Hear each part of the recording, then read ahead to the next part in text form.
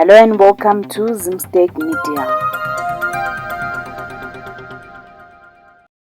Vice President Dr. Constantino Chiwenga's wife, Minnie, says she's starting the month of February with the gratitude of love, mercy, and protection from God.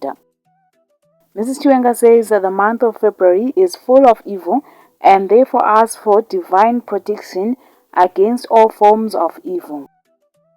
In a post on social media, she said, "I pray for your divine mercy and guidance. No matter what happens, let me never forget to acknowledge your presence and greatness in my life." She has again asked the Lord to give her strength to continue striving to be a better version of herself. "Give me the determination and discipline to continue working harder to achieve my goals and dreams," she added. For more stories, please do like and subscribe.